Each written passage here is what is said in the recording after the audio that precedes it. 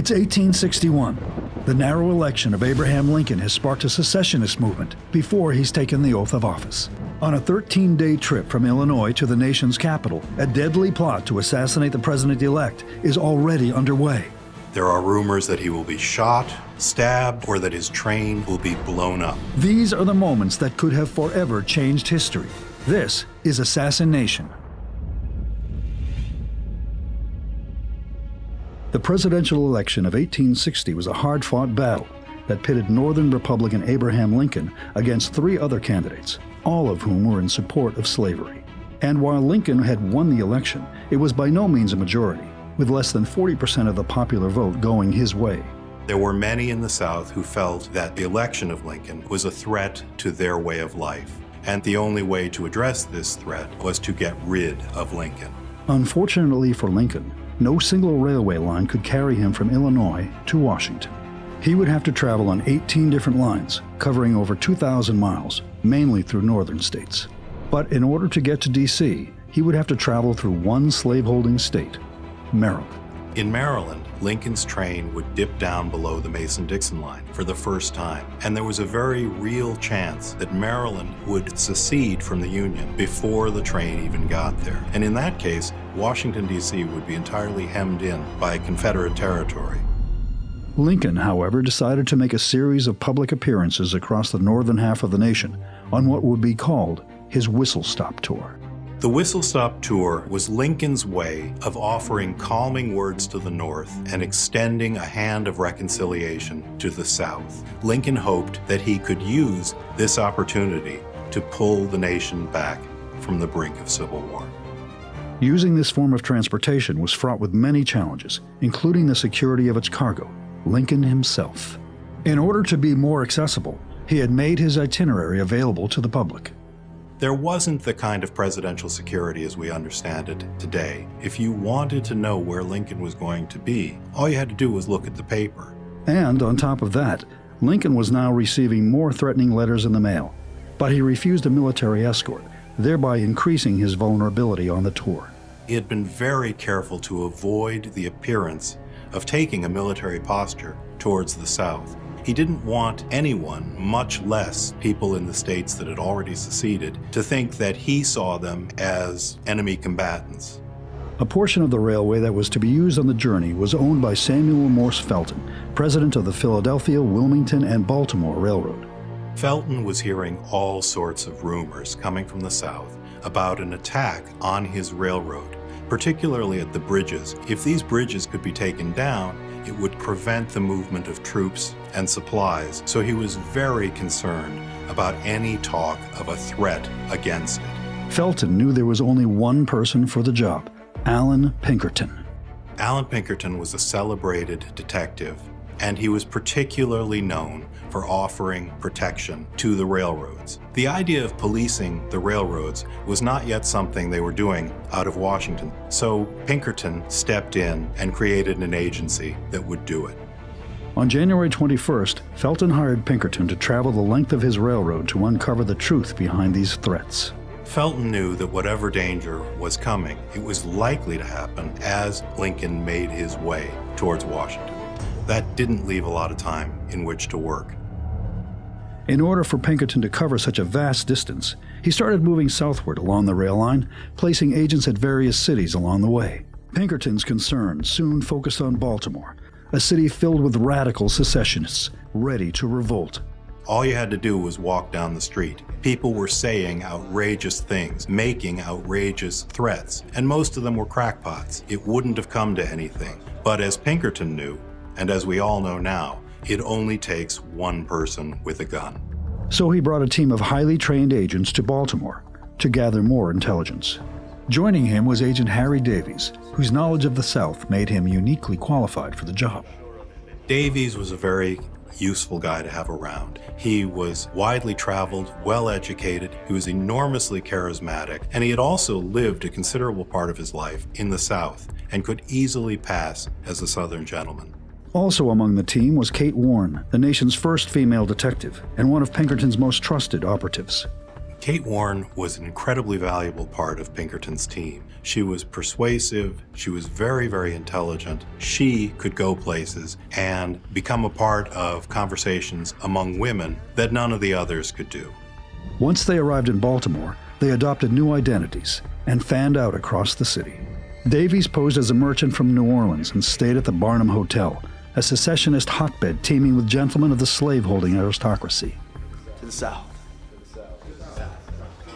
Davies let it be known that he was sympathetic to the Southern cause, but he wasn't able to get his hands on anything concrete until he met Otis Hillard. And if every chain has a weak link, Otis Hillard was the weak link of this conspiracy.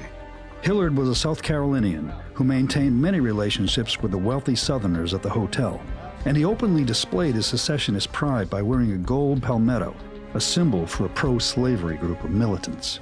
Davies just sensed that if he kept at it, he was going to be able to get the information he needed. The only question was, would he have enough time? For the next several days, the two were inseparable, and Davies continuously pressed Hillard for more information. Hillard kept dropping breadcrumbs, and Davies began to piece together the outlines of a particular plot that was coming to the boil, specifically to mount an attack on Lincoln as he passed through Baltimore. Across town, Pinkerton rented an office and disguised himself as a Southern stockbroker to get to know the local businessmen who might be bankrolling a plot. And one in particular caught his attention. In the office next to him was a man named James Luckett. Luckett let it be known that he was a sympathizer with the Southern cause, and at one point, Pinkerton pulled out his wallet and said, "I'm sure you will know how to best spend this in the cause of Southern rights." Pinkerton had gained Luckett's trust, who then invited him to meet a well-known rebel organizer, Cipriano Ferrandini. Pinkerton was well aware of Ferrandini. It was a name that you heard around town. He ran a barber shop in the basement of Barnum's Hotel. He was a fiery rebel. He could always be counted on to know the latest gossip. Even John Wilkes Booth was known to turn up at Barnum's Hotel once in a while. Pinkerton jumped at the opportunity to meet Ferrandini that very night. Pinkerton said afterwards that Ferrandini had been so charismatic, he said, even I had trouble keeping my mind balanced against him because what he said was just so persuasive, and he was struck by the way that all the people around him hung on his every word. Ferrandini vowed that Lincoln would never be president and assured him that a plan had already been set in motion. Pinkerton was stunned. The plot to assassinate Lincoln was real.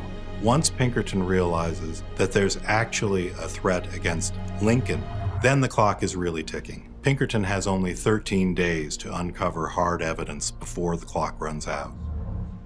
The next day, Pinkerton and Davies started putting the pieces together.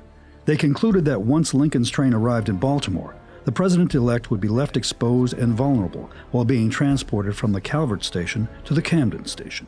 In order to get from one train station to the next, Lincoln was going to have to wade through a crowd, and Pinkerton believed that there would be a fight staged to draw any police or other escorts away from Lincoln's side.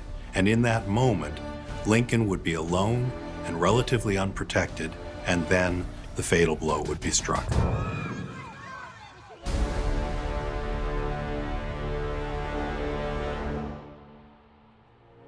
Pinkerton ordered Davies to continue pressing Hillard, hoping the drunkard might spill more information about the assassination attempt. And on February 18th, only 5 days before Lincoln's arrival in Baltimore, Davies made a huge breakthrough. Hillard had been hinting that there was a secret meeting at which a group of conspirators would hatch a plot against Lincoln. And Davies pushed as hard as he dared to be invited to that meeting. And Hillard said, "Oh, it's impossible." And it looked as if Davies had blown it. But Davies brought the information to Pinkerton, who urged him to find a way into the meeting. And so he went back to Hillard and proclaimed that he'd love the chance to immortalize himself. Hillard came back and said, "I've spoken to the others. It's all right. We can bring you to the meeting." And for Davies, this was the big break. Later that night, Hillard escorted Davies to the secret meeting where they joined the band of intended assassins. And after Davies was sworn in, Ferrandini disclosed the deadly plot to assassinate Lincoln at the Calvert station, which was precisely what Pinkerton feared. Ferrandini gave a speech telling them of what must happen and how Lincoln must be prevented from assuming the presidency. Lincoln shall never be president. Who shall do the deed? He revealed a red ballot and proclaimed that whomever drew it would live in infamy. One by one, with great solemnity, they lined up, they dipped their hands into this ballot box, they pulled out a folded slip of paper, and the person who drew the red ballot was the man who had been given the honor of striking the fatal blow against President-elect Lincoln. No one was to know who drew the red ballot, and in this way, the identity of the honored patriot, as they called him, would be protected until the last minute. Afterwards, Davies and Hillard confessed to each other that neither man had drawn the ballot. But Hillard then blurted out that Ferrandini had rigged the selection.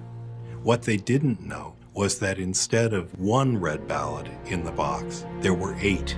If one person lost his nerve, or even 2, somebody would be certain to step forward and attack Lincoln. Davies was shocked. 8 executioners were now roaming the streets of Baltimore, waiting to strike the fatal blow. Davies was very eager to break away and report back to Pinkerton. Every hour that passed brought Lincoln's train closer to Baltimore. Whatever Pinkerton was going to do, he needed to do it quickly. And the first problem was to convince Lincoln that the danger was real.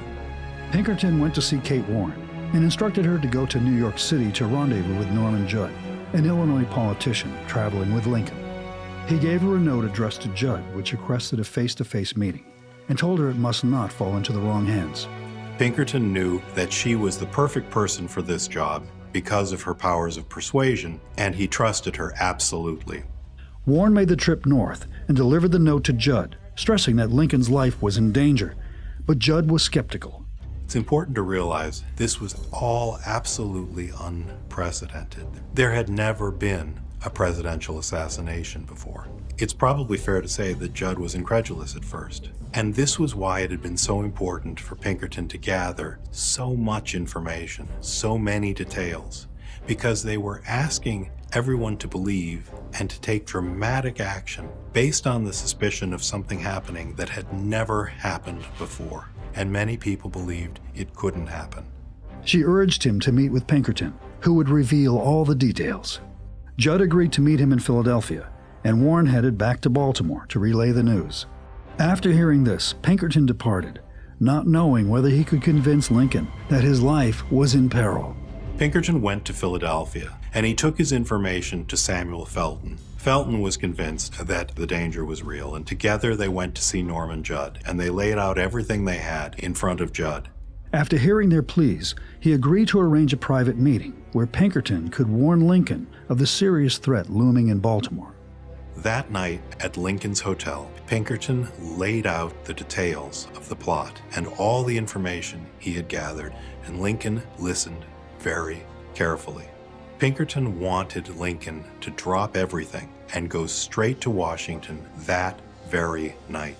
Even though Pinkerton had made his case very persuasively, Lincoln really did not want to believe that such a thing was possible. And he wanted to believe that even though people might object to his becoming president, they wouldn't go to such an extreme. In any case, he wasn't going to drop everything and abandon his itinerary. He told Pinkerton he would give him an answer in the morning, and Pinkerton saw that it was pointless to argue. After their meeting, Lincoln was warned of the threat by another source, Frederick Seward, who convinced him of the danger in Baltimore. Lincoln is still determined to carry on with his obligations both in Philadelphia and in Harrisburg. And after that, he tells Pinkerton, "I'm in your hands, I'll do whatever you say." So Pinkerton's idea was that in order to protect Lincoln and keep him safe, he would have to pass through Baltimore ahead of schedule. The difficulty was they were going to have to get Lincoln from Harrisburg all the way to Washington in the middle of the night without anyone noticing. There was very limited time left. But Pinkerton was uniquely qualified to bring this all together. For the first phase, they would need to escort Lincoln out of Harrisburg on a 9 p.m. train to Philadelphia.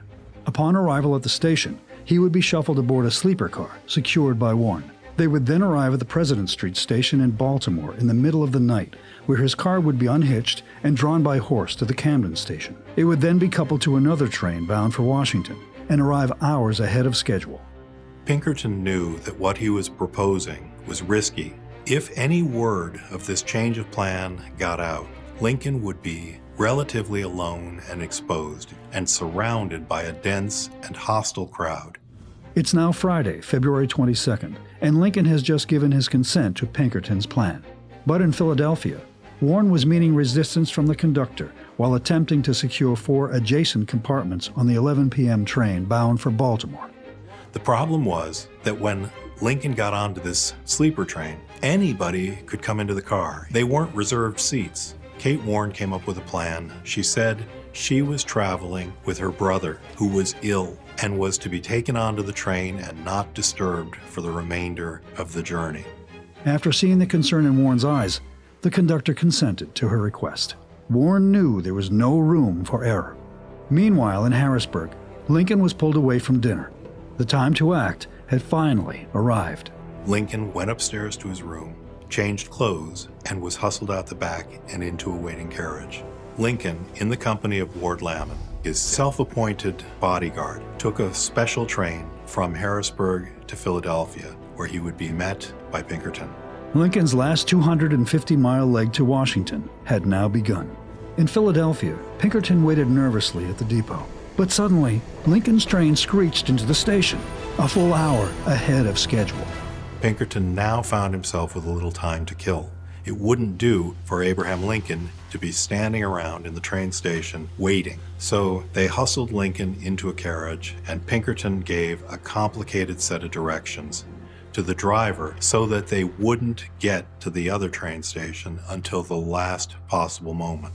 At 10:55 p.m., just minutes before the train was ready to depart, they arrived at the station and rushed Lincoln across the platform and on to the train. The transfer had worked brilliantly, and without a minute to spare, the train left for Baltimore, where the real danger still lurked. He's taken to his sleeper compartment. There's Pinkerton, there's Lamon, there's Kate Warne, and by all accounts, Lincoln is the calmest person in the room. He's relaxed, he's cracking jokes, he's putting everyone at ease, but Pinkerton is very anxious, and at regular intervals, he walks to the back of the train, and these watchmen that Pinkerton has posted along the route are raising their lanterns to let him know the track is clear, everything is okay. But Pinkerton is on edge the whole way. If anything goes wrong, it's his head. At 3:30 a.m., they finally arrived in Baltimore at the President Street Depot, a dangerous entry point into a city rife with contempt. The city is sleeping, everything is quiet. At this point, Kate Warne leaves the train and goes back to her hotel in Baltimore. Pinkerton wanted her to resume what she had been doing before. It was vitally important for him to know what was being said in Baltimore, what was going on, what the mood was, and particularly what the reaction was going to be when it was discovered that Lincoln had passed through already. But the most treacherous part of the journey was still in front of them, as they had to reach the Camden Street Depot, the only rail line connecting Baltimore to Washington, D.C. From the beginning, the problem with Baltimore had been that the train didn't pass directly through. This added a whole extra layer of complication to Lincoln's journey. Under Pinkerton's plan, this sleeper car had to be taken off the tracks, hitched up to horses, and drawn through the streets of Baltimore to the other train station where it would be hooked up to another train that would carry it the rest of the way to Washington. The moon was half full, and the cobblestone streets of Baltimore were desolate, as the sound of creaky wheels echoed off the cold brick buildings. According to some accounts, you can hear people outside whistling Dixie. It's driving the point home that if the sun comes up, they're going to find Abraham Lincoln sitting here in the train, relatively alone and exposed. When they finally got to the station, it was 4:30 a.m.